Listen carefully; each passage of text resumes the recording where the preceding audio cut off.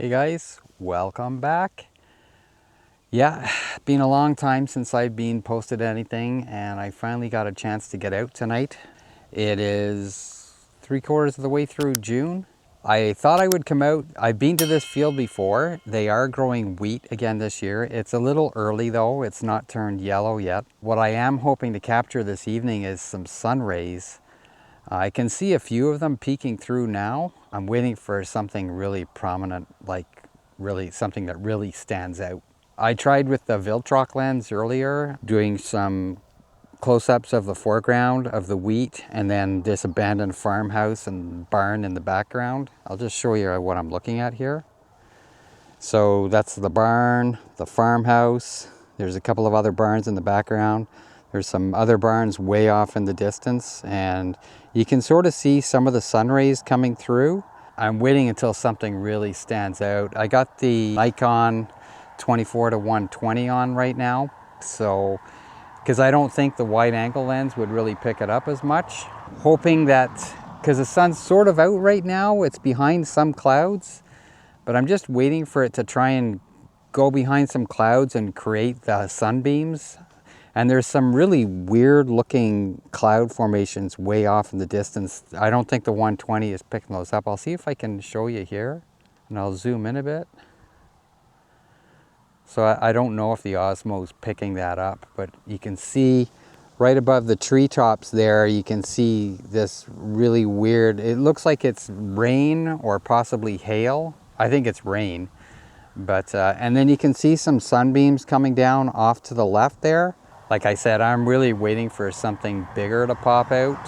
So I'm just gonna stick around for a while and see what happens. I can see the one beam on the left is really becoming prominent. My subject is the barn. I want the beams to be around that area to the left and to the right.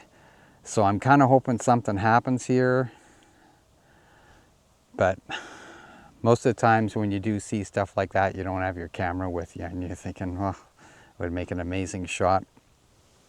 So right now, I've got the camera set at shutter speed is 1/100th f11 and ISO 64.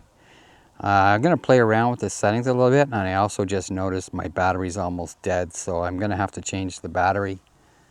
So, all right, I'll be back.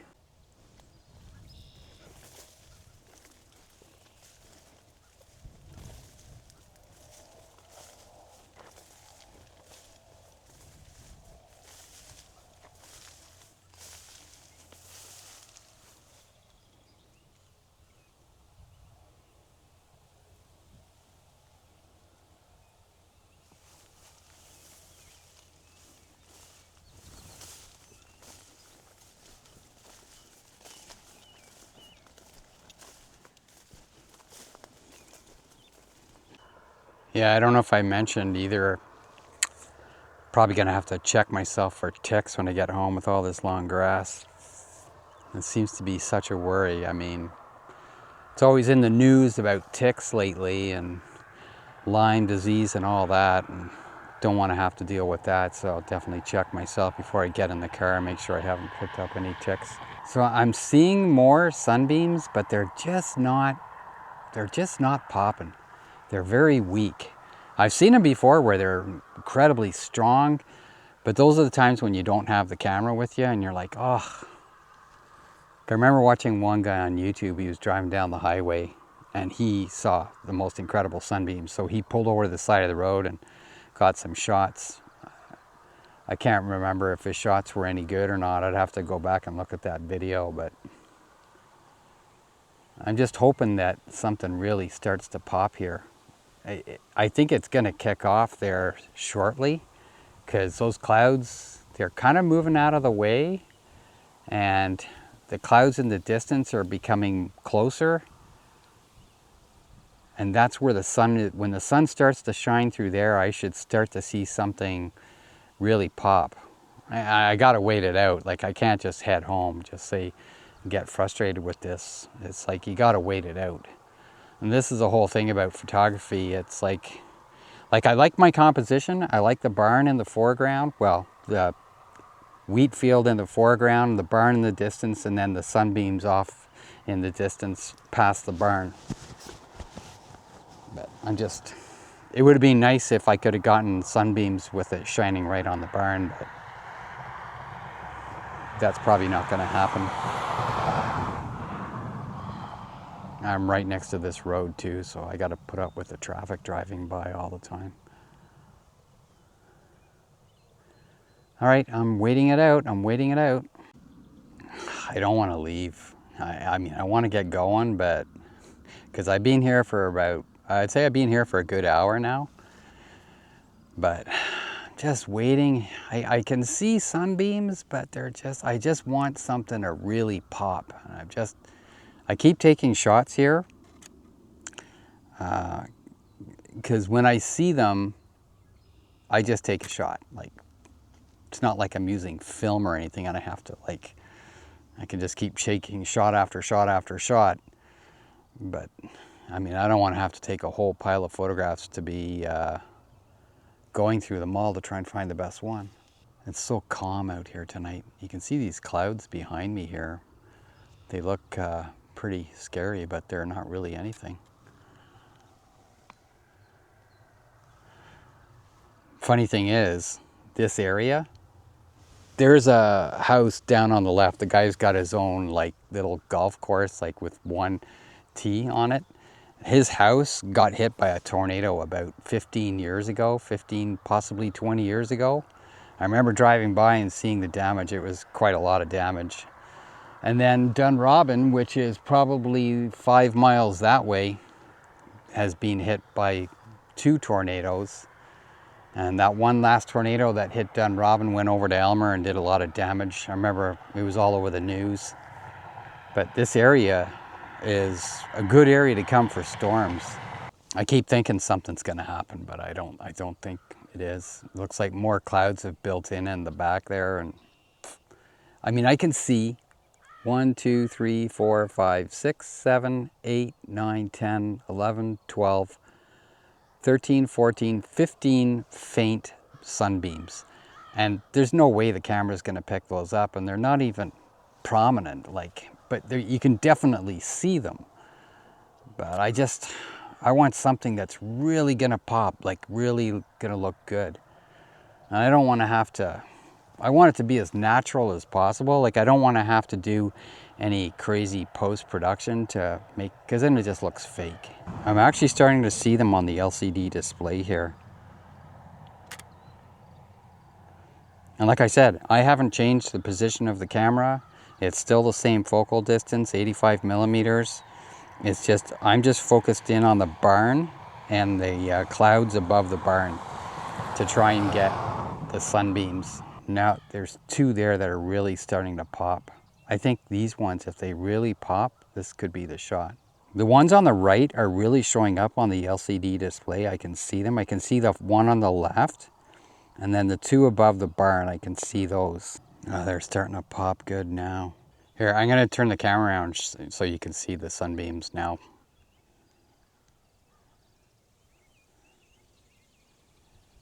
I really don't think, I don't know if the Osmo is really picking those up.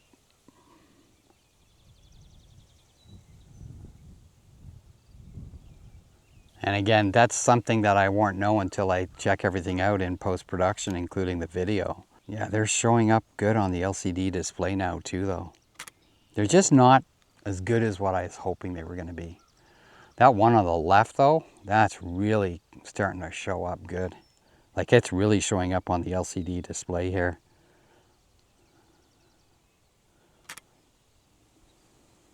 Maybe I'll have to try and blend more than just one photograph. Well, there's going to be at least 1, 2, 3, 4, possibly 5 photos blended together. I don't even know if that's going to work because I struggle with the post-production and the software I use. It's quite possible I have to do a focus stack, but we'll have to wait and see. There's a lot of messing around with that. It can be frustrating.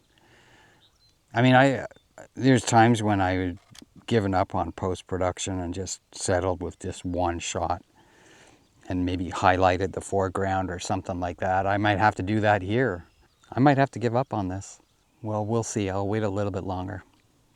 Oh yeah, so totally forgot to mention, I have completely finished the gazebo. Just a few fine tuning here and there. My brother helped me put the gazebo up. That took 2 days, and really appreciated all the help he gave, because he knew stuff that I didn't know, like squaring everything and all that. But yeah, I'm glad I got that all completed. That was a lot of work.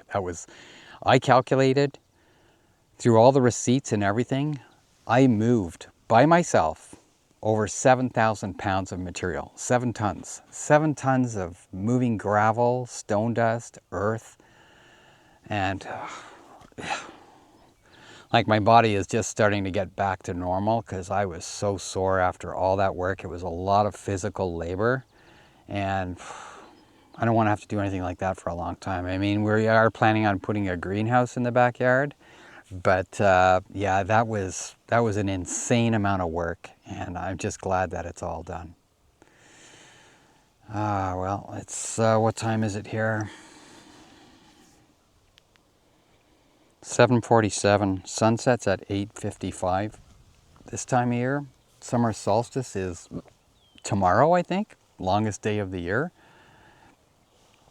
So I don't know. I don't know how much longer I'm going to wait this out. It looks like within the next little while, I could see some really prominent sunbeams, but that could happen real soon. If anything, I'm going to get a sunset because I can see it's brightening up in one spot there now, just to the right of the barn. So if I don't get any sunbeams, I'm at least going to turn the camera around to point and get the sunset. Don't know if I'll get a sun star, but I can try that as well. But it looks like within the next 10 minutes or so, the sun should pop below those clouds. So we'll see what happens. Can see pretty far from here. Like way off in that direction, I think, is Pakenham. Arnprior is probably over there. So yeah, Pakenham's over there. Arnprior is over that way. Almont is probably over there. And Carp is back that way.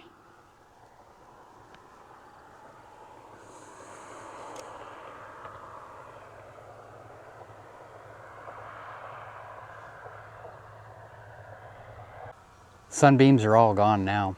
There's none. There's one on the left, but that's not even part of my photograph. Yeah, that's it. I'm gonna call it. Gonna head home.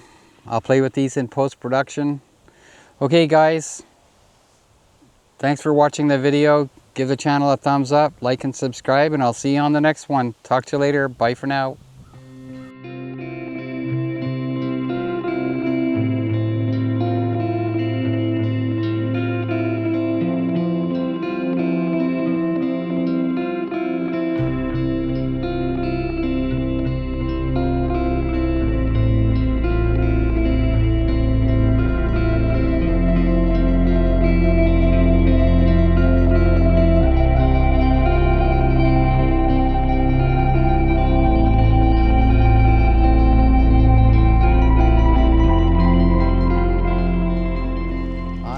Back up at Crown Point, and I was just doing a little test here because it's a great night for sunset, sunstar. I'll just turn around the camera and show you what I'm looking at.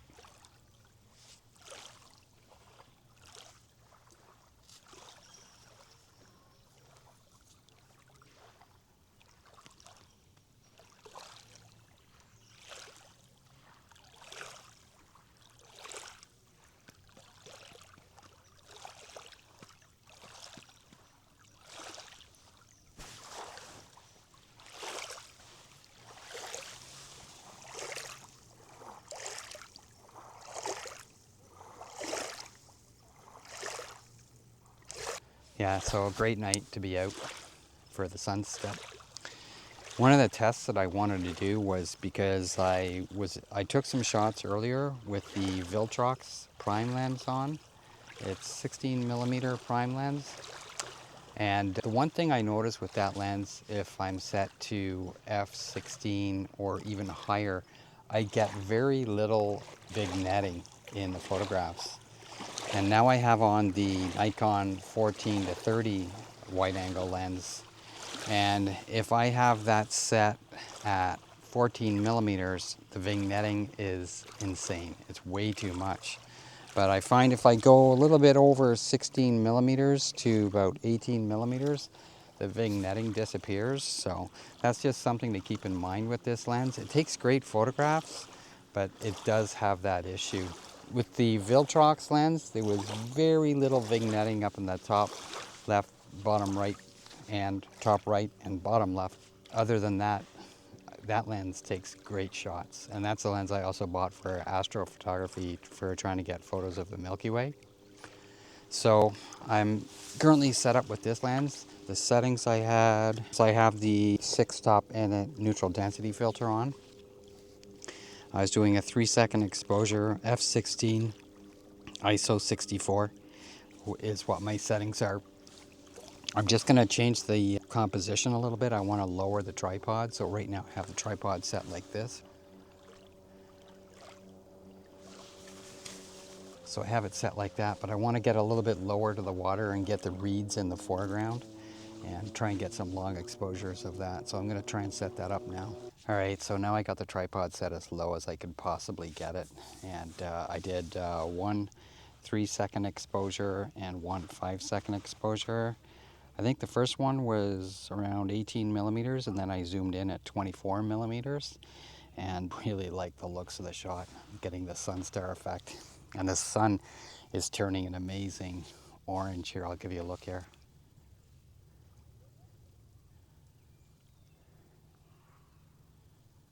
I've always said this is the best place to come for sunsets. And I mean, it's got the reeds in the foreground, which always makes the photographs look really cool. Could try a little bit further down. There's more reeds down there, but I'm actually liking this shot here. And this is how low I got the tripod. It's the lowest I could get it. Yeah, that's the lowest I could get the tripod. I mean, I could get lower with, if I had the other tripod, I could flip it upside down, but I don't really need to do that for this. So, and I've taken, I can't even count how many photographs I've taken of this area of sunsets here. And today, just amazing. Just a beautiful spot. I never get bored of this spot. Always like coming back to this spot.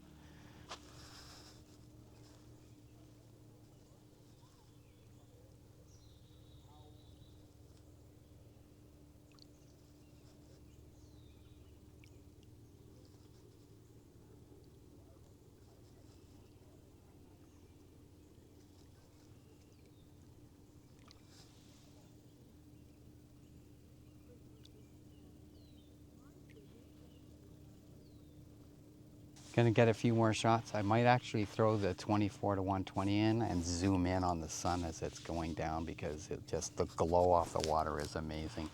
And when I've gotten a shot of it before, and it gets even redder as it gets lower. So I'm gonna try and get set up for that now. Sunset's gone. Yeah, it just went behind the clouds over there, and I got my last shot with the 24 to 120. I had to move fast though, because it went down fast. Tried zooming in at different settings, so I think I had maybe 50 millimeters, then right up to 120, and just the fireball of the sun just looks amazing. Took a couple more shots after the sun went down. 16:9 was the aspect ratio I set it up to. And they look really cool. I should have done that before the sun went down. I never thought about it until now, because I never think about changing the aspect ratio when I'm out. And I always forget about that. And then I always think after, when I get back, I should have tried doing that. Oh yeah, I forgot to mention, I've also been doing a lot of macro photography. I'll show some of the folk pictures here now, but I've been doing a lot of macro photography in the backyard, just because I haven't had a chance to get out, and there's so many insects and stuff like that in the house. So it's pretty cool to get those shots.